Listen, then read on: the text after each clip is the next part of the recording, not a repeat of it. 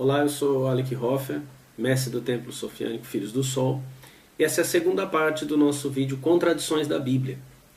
Se você viu o nosso primeiro vídeo ou não viu ainda, dá uma olhada aí, eles vão estar próximos, mesmo canal Shintoísmo Cristão. Quer falar comigo? Refutar, elogiar, me xingar? Escreva para novoeon52@gmail.com. Novo AEON52@gmail.com. Ou entre em contato com o administrador desse canal onde você está vendo o vídeo. Você deve ter visto aí que junto do vídeo Contradições da Bíblia, meio que linkado, né, próximo a ele, temas semelhantes, tem um monte de vídeos sobre contradições, mas todos dizendo que não há contradições na Bíblia. Então parece que eu estou falando sozinho, né? Ou parece que eu estou, como a maioria está falando algo, pode parecer fácil dizer que o que eu estou falando não tem sentido. E o bom de gravar um vídeo como esse é que rapidamente você ganha amigos, né?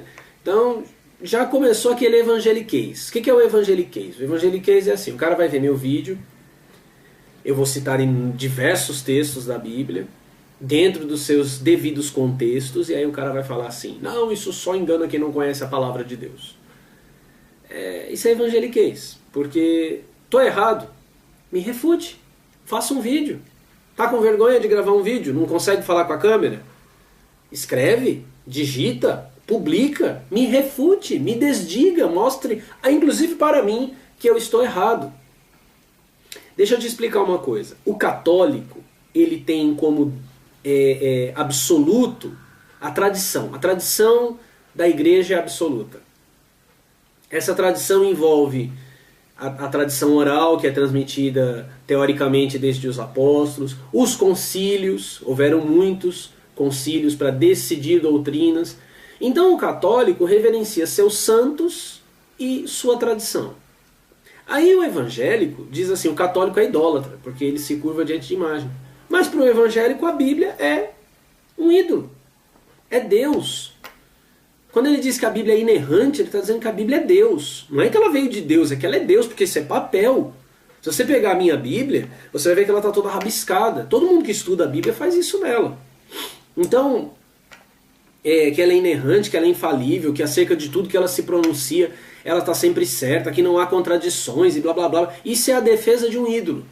Então o evangélico põe a Bíblia num pedestal e reverencia esse ídolo da mesma maneira que o católico faz com o santo ou com a tradição. Mas ninguém é idólatra. Ninguém idolatra nada. Idolatra sim. Se você me disser que em um livro está contida a mente toda de Deus, e você compreendendo Deus, ou imaginando Deus como um ser transcendental, como um espírito eterno, onisciente, é disso que eu vou falar hoje, onisciência, onipresença, onipotência, você está idolatrando a Bíblia, você está transformando a Bíblia naquilo que ela não é. Você está fazendo da Bíblia aquilo que ela nem nunca deveria ter sido. Então eu sei que isso é muito difícil, muito dolorido para uma sociedade culturalmente, porque nós somos culturalmente cristãos, mesmo que você seja ateu, Hare Krishna, adepto da fé Bahá'í, umbandista, culturalmente somos cristãos. Né? Todos aqueles conceitos que eu mencionei no nosso vídeo passado, eles orbitam aí a mente das pessoas, o pecado, a punição, aí se dá diversos nomes, o karma, o pecado de uma vida passada que eu tenho que expiar, mas no fim das contas nós estamos dentro do mesmo universo cristão, no mesmo universo judaico-cristão. Então isso é muito doloroso para pessoas que cresceram com a Bíblia do seu lado e com referência da Bíblia. É difícil de lidar com isso. Então, como a ideia é mostrar que existem sim contradições na Bíblia, e elas são gritantes, e elas são visíveis para qualquer pessoa que não esteja com a mente tomada pela embromologia, elas são gritantes e visíveis. Então hoje nós vamos fazer um mix de contradições da Bíblia. Ok? Eu mencionei agora há pouco sobre a onipotência, onisciência e onipresença de Deus. Que é isso? Isso é o que todo religioso diz. Que Deus é onipresente, ou seja, Deus está em todos os lugares. Que Deus é onipotente, ou seja, Deus pode fazer tudo. Ele tem poder para fazer qualquer coisa. E onisciência significa que Deus sabe de tudo. Isso, óbvio, inclui tanto o saber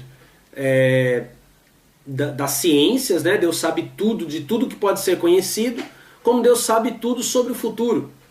Por exemplo, Deus sabia que você ia estar vendo esse vídeo. Deus sabia que eu ia gesticular a mão enquanto estivesse falando com você nesse vídeo. Deus sabia o horário que eu ia começar a gravar o vídeo. Quer dizer, Deus sabe, tem um conhecimento abrangente de tudo.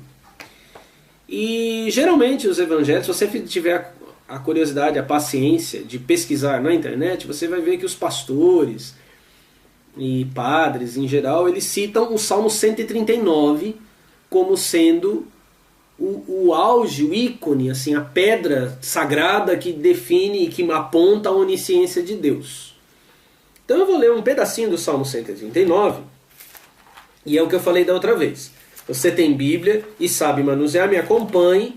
Se não tem ou não sabe, anota e procura depois. Aí geralmente é citado esse texto aqui. Salmo 139, versículos 1 a 4. Tem outros, mas esse é o principal. Senhor, tu me sondaste e me conheces. Tu conheces o meu assentar e o meu levantar. De longe entendes o meu pensamento. Cercas o meu andar e o meu deitar, e conhece todos os meus caminhos. Sem que haja uma palavra na minha boca, eis que, ó Senhor, tudo conheces. Então, segundo isso aqui, nem o que você possa vir a dizer antes que você pense no que vai dizer, Deus já sabe. Isso é o que está escrito aqui no Salmo 139. Tem até uma musiquinha famosa da Aline Barros, né, que canta esse Salmo 139. Isso, na verdade, deveria ser assustador, né? Porque você tem o Big Brother, não o Big Brother da Globo, você tem o Big Brother do livro 1984, você tem um olhão gigante vendo tudo que você faz. A onipresença e a onisciência, se elas fossem verdadeiras, elas deveriam ser um escândalo. Deus está te vendo, não só está te vendo quando você está na privada, Ele está na privada, é onipresença. Correto? Deus não está só vendo quando você está no motel com uma mulher que não é sua esposa. Ele está lá. Na roupa, na cama. Deus está dentro da geladeira quando você abre e ela está fedendo porque tem uma comida estragada. E essa loucura, essa ideia que não leva a nada, porque não leva a nada? Porque onisciência, onipotência e onipresença. Deus pode tudo, mas não impede que uma criança seja estuprada. Deus pode tudo, mas não impede que uma pessoa seja assassinada por causa de um celular. Deus pode tudo, mas não impediu a Segunda Guerra Mundial, nem a Primeira. Deus pode tudo, mas não impediu, e vê tudo, e está em todo lugar, mas não impediu o tsunami no Japão, o tsunami em 2004 na Tailândia, não impediu a bomba de Hiroshima. Então essa onipotência de Deus é para quê? Essa onisciência de Deus é para quê? Isso deveria ser algo que não deveria nos preocupar, porque Deus, tendo todo o poder, escolhe nos deixar sofrer, nos deixar aqui. Aí os embriomólogos vão criar muitas teorias e ideias para justificar o porquê que Deus nos deixa padecer, podendo nos livrar do padecimento. Por que que você, ou alguém que você conhece, vivenciou a mais terrível das solidões, do abandono, às vezes o abandono de uma esposa, às vezes a perda mesmo de um marido, do pai, da mãe, e Deus não apareceu para fazer nada pela pessoa.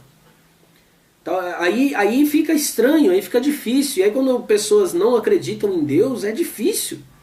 Porque pensa, Uma pessoa que orou e pediu ao Deus Todo-Poderoso e Onisciente que seu pai fosse curado, sua mãe fosse curada, seu avô fosse curado de um câncer ou de alguma outra doença, e a pessoa se foi, e Deus não veio nem explicar por quê. Por que isso aconteceu? Então, isso é uma armadilha. Onisciência, onipresença, onipotência é uma armadilha. E pior, é uma mentira. É uma mentira. Então, antes de explicar o Salmo 139, antes de mostrar por que ele não é verdadeiro e aonde ele contradiz outros textos da Bíblia, eu vou começar mostrando para os que dizem que não há contradições na Bíblia, um texto que chega a ser engraçado. 1 Samuel, primeiro livro de Samuel, primeiro livro de Samuel, capítulo 15, versículos 10 e 11. Então veio a palavra do Senhor a Samuel dizendo: arrependo-me, o Senhor está falando para Samuel, arrependo-me de haver posto a Saul como rei, porque deixou de me seguir e não executou as minhas palavras. Quem que disse? Não foi o Senhor aqui é Deus. Deus está dizendo para Samuel que ele escolheu um homem rei para ser rei, Saul. Aí ele diz: eu me arrependo de haver posto Saul como rei, porque deixou de me seguir e não executou minhas palavras. E a onisciência. Quem é onisciente não arrepende. Porque quando ele escolheu Saul, ele sabia que Saul ia deixar de seguir as ordens dele. Ele está aqui reclamando para Samuel. Poxa, Saul deixou de me seguir. Se eu pudesse voltar no tempo, eu não escolhia Saul para ser rei. É um absurdo. Aí, os que dizem que não tem contradição, olha só, no mesmo capítulo, 1 Samuel capítulo 15, no mesmo capítulo, no versículo 29, diz assim: e também aquele que é a força de Israel não mente, nem se arrepende, porquanto não é um homem para que se arrependa. Como? Ele acabou de dizer para Samuel que está arrependido. E Samuel está dizendo que ele não se arrepende. Isso também está escrito lá em Números 31. O Senhor não é homem para que minta, nem filho do homem para que se arrependa. Como não? Como não? Gênesis capítulo 6. O dilúvio. Quer dizer, o anúncio de que virá o dilúvio, né? Olha só o que a gente vê aqui em Gênesis 6. 6, versículos 5 e 6. E viu o Senhor que a maldade do homem se multiplicara sobre a terra, e que toda a imaginação dos pensamentos de seu coração era só má continuamente. Então arrependeu-se o Senhor de haver feito o homem sobre a terra e pesou-lhe em seu coração. Olha, Deus ficou angustiado. Por que eu fiz o homem na terra? E se arrependeu. E esse arrependimento é tão arrependimento mesmo, porque os embromólogos vão tentar dizer que esse arrependimento não é arrependimento. Eu não sei o que é arrependimento para eles, ou para você que está me ouvindo. Mas é tanto arrependimento que isso desencadeará o dilúvio, a destruição da humanidade, porque ele se arrependeu de haver feito o homem sobre a terra. E falou: putz, que cagada que eu fiz, mano, olha o que eles estão fazendo. Arrependimento. Mas o onisciente não se arrepende. Você pode se arrepender de estar me ouvindo agora, tá assistindo o vídeo, porque você não sabia do que eu ia falar. Você viu contradições na Bíblia, você ficou curioso, então você não é onisciente. Mas segundo a embromologia, Deus é onisciente. Segundo o Salmo 139, ele sabe até o que eu vou dizer antes que eu diga. Como é possível que ele se arrependa? Como é que é possível que ele não sabia que Saul ia desobedecê-lo? Como é que ele sabia que o homem que ele havia feito sobre a terra não iria? Como é que ele não sabia que esse homem não seria fiel, que o pensamento dele seria mau? Como é que ele não sabia? Aqui no livro do Gênesis tem mais um exemplo bizarro. Tanto da não onisciência como da não onipresença. Porque onipresença quer dizer que ele está em todo lugar, né? Que ele está em toda parte. Só que aqui em Gênesis capítulo 11, construção da Torre de Babel. Todo mundo já viu essa história, né? Então o povo está construindo a torre. Capítulo 11, versículo 5. Aí diz assim: então desceu do céu o Senhor para ver a cidade e a torre que os filhos dos homens edificavam. Desceu. Não é onipresente. Porque se eu estou aqui e estou aí na sua casa, eu não preciso ir aí. Né? Eu estou aqui no meu apartamento. Se eu estou aqui, eu estou lá na recepção também. Onipresente é isso. Estou lá do lado do porteiro. Mas eu não sou onipresente. Você não é onipresente. Você não está me vendo e está trabalhando ou está no ônibus conversando com o motorista ou fazendo o seu trabalho. Você está parado aí me vendo. Ou me ouvindo, talvez. Ele desceu. Desceu para ver. Não é onisciente. Ele lá no trono dele, sabe-se lá onde for, né? O tal trono de Deus, ele não está vendo tudo. Ele desceu para ver a cidade. Ele desceu para então saber o que os homens faziam.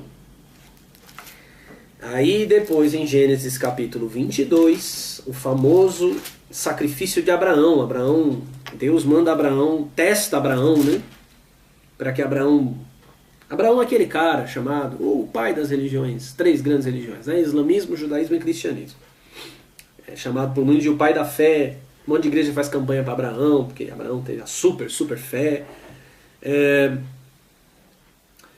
O capítulo 22, ainda tem uma coisa bizarra aqui. Capítulo 22, versículo 1. Não é do arrependimento, nem da é outra coisa que eu quero te mostrar aqui. E aconteceu, depois destas coisas, que tentou Deus a Abraão, e disse-lhe a Abraão, e ele disse, eis-me aqui. Ele vai pedir para Abraão sacrificar o filho. Aí dizem que Deus não é homem para que minta, nem filho para que minta. Ele pede para Abraão sacrificar o filho, mas ele não deixa Abraão sacrificar o filho. Então quando ele disse para Abraão, pega seu filho e vai e sacrifica, era mentira. Ele sabia que não ia deixar Abraão sacrificar o filho. Ele não falou a verdade para Abraão. E o pior é que algumas traduções amenizam, né? Colocam assim, pôs à prova. Mas colocar à prova, o onisciente colocar à prova alguém, é tentar. É tentar. Porque veja bem, vamos supor que ele seja onisciente e ele sabe que ele vai colocar você à prova e você vai cair. Ué, é o diabo que está te tentando? O diabo de chifre? Não. É Deus. Tentou Deus. Deus pôs Abraão à prova. Agora não, ele não é onisciente, ele não sabe se você vai vencer ou não, se você vai obedecer ou não. É tentação. Ele está te conduzindo num caminho onde você pode cair. E não está nem aí com isso, ele só quer ver se você é fiel, porque é o que ele vai falar para Abraão depois, no versículos 11 e 12. Mas o anjo do Senhor lhe bradou desde o céu e disse, Abraão, Abraão, e ele disse, eis-me aqui. Então disse, não estendas a tua mão sobre o moço e não lhe faças nada, porquanto agora sei que temes a Deus e não me negaste o teu filho, o teu único. Agora, Abraão saiu de casa, por ordem de Deus. Abraão se afastou de Ló, sobrinho dele, por ordem de Deus. Abraão mandou embora o filho que ele teve com Agar, por ordem de Deus. O que mais faltava para Deus saber que Abraão acreditava nele?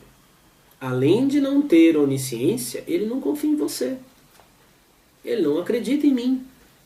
Ele não confia no ser humano. Ah, tá certo, eu também não confio no ser humano, mas você não é, ou não diz que é, onisciente.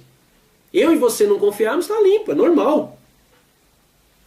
Quer ver uma situação ridícula?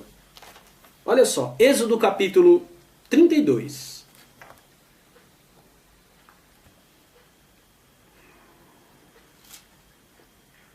Êxodo capítulo 32. Versículo 10. O povo fez o bezerro de ouro.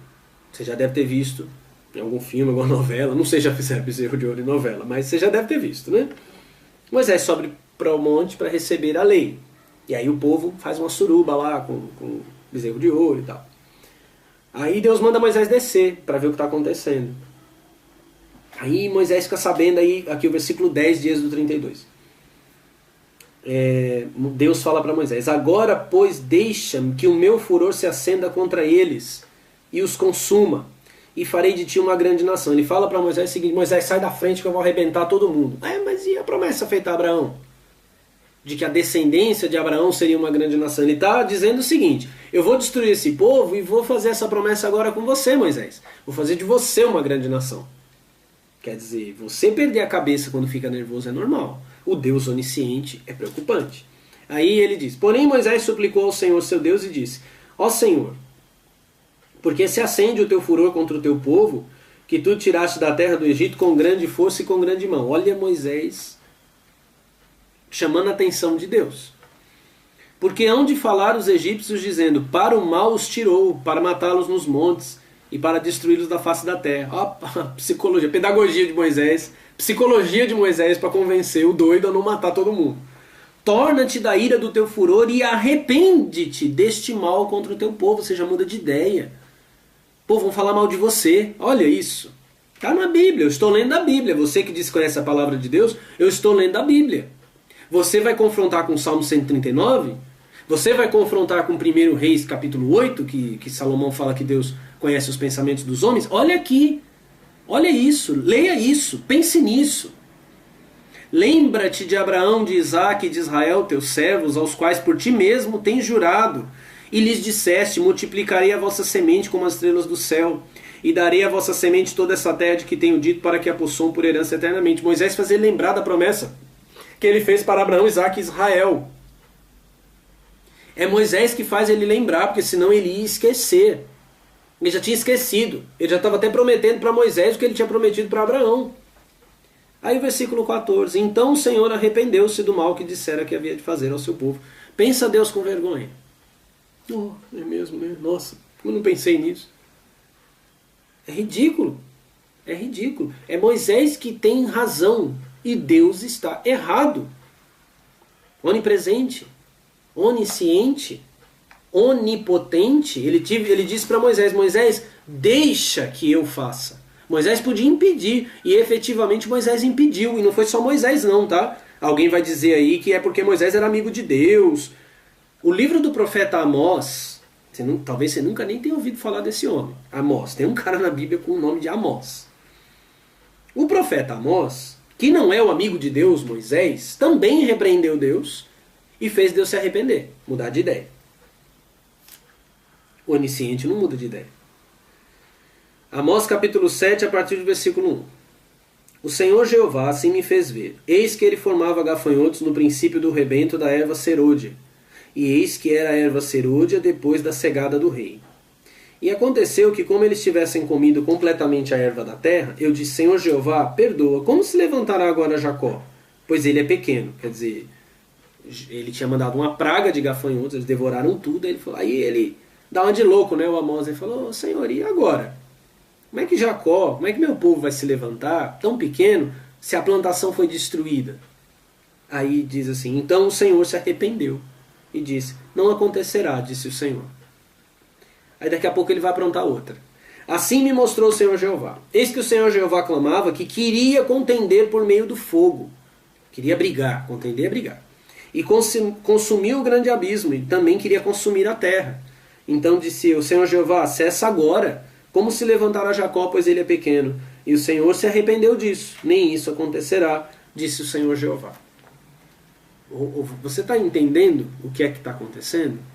Moisés o repreendeu. Abraão tentou repreendê-lo, chamando a atenção quando ele ia destruir Sodoma e Gomorra, dizendo para ele: não, mas se tiver 10 justos, tiver 15 justos, tiver... Ele argumenta com Deus. Amós, esse cara que talvez você nem soubesse que tem na Bíblia, não sabe nem achar o livro dele aí na Bíblia, ele contendeu com Deus, ele o repreendeu, ele chamou a atenção dele. Quer dizer, então a onisciência, eu disse agora há pouco que a onisciência tinha a ver inclusive com conhecer todas as coisas, não só conhecer o futuro, mas conhecer as ciências. Todo conhecimento está dentro da mente de Deus, segundo o que seria onisciência. Ele não pensa no que ele está fazendo, ele não raciocina que se ele destruir a plantação, Jacó vai morrer, que se ele contender a terra com fogo, o povo dele vai morrer. Ele não lembrou, a onisciência dele é tão grande que parece até Alzheimer. Ele não lembrou do que ele falou para Abraão, Isaque e Jacó. Isso a gente ainda pode piorar essa história, porque o livro do Êxodo diz que os hebreus foram escravos no Egito por 400 anos. Não estou levando em conta a validade dessa história como como história, né? Historicamente. Eu estou falando do que está escrito na Bíblia. Não estou levando nada a ferro e fogo aqui. O que aconteceu, se tem a cidade, se o arqueólogo viu, isso não importa. Estou falando do que o texto diz. Que eles permaneceram 400 anos escravos no Egito. Aí, quando ele fala com Moisés, ele fala assim, me lembrei do meu povo. Já pensou nisso? Você está aí orando. Você é evangélico, católico, protestante, está orando. E Deus nem lembra de você. Porque era uma multidão de pessoas, ele esqueceu deles 400 anos. Você vai viver 400 anos? Ah, olha, eu sinto muito para os que dizem que conhecem a palavra de Deus. É uma lástima. No nosso outro vídeo eu já falei das inconsistências até no Novo Testamento, né? Que Tiago diz uma coisa, Paulo diz outra. Por exemplo, Tiago fala, isso também é contradição da Bíblia. Tiago diz que a salvação é pelas obras. Ele diz que a fé é aperfeiçoada por obras. É em nome disso que você vê campanha em igreja evangélica. É em nome disso que você ouve esses pastores dizendo que você tem que materializar a sua fé, porque Abraão foi justificado quando ofereceu o filho no altar, aí que você tem que sacrificar e tal, tal, tal. E esse texto de Tiago foi escrito bem depois da epístola de Paulo aos Romanos. E na epístola de Paulo aos Romanos, no capítulo 4, Paulo diz o quê? Que o homem é justificado sem obras. Sem obras. Ou seja, ele ainda diz assim, que se você recebe galardão pelo que você fez, não é por graça, é por dívida. Ou seja, o que Tiago diz lá atrás é que Deus dá aos homens porque deve a eles. O que Paulo diz é que Deus deu a salvação aos homens de graça, sem que eles fizessem nada, sem que eles merecessem nada. Isso é uma contradição, ou não é? É óbvio que é uma contradição. E aí os imbromólogos tentam conciliar Tiago e Paulo, sendo que não há conciliação. Na epístola de Paulo aos Gálatas, Paulo conta que Pedro começou a dissimular, ele estava se comportando como gentio, quer dizer, estava comendo a comida que os gentios comem, fazendo tudo que os gentios fazem. Aí diz que chegaram pessoas da parte de Tiago. Tiago é o cara da lei. Né? Segundo alguns historiadores, se tornou líder da igreja. Aí Tiago chega, os da parte de Tiago chegam e diz que Pedro começa a dissimular. E Paulo repreende Pedro. No livro de Atos, quando Paulo chega em Jerusalém, Tiago aconselha Paulo a raspar a cabeça, se santificar conforme a lei.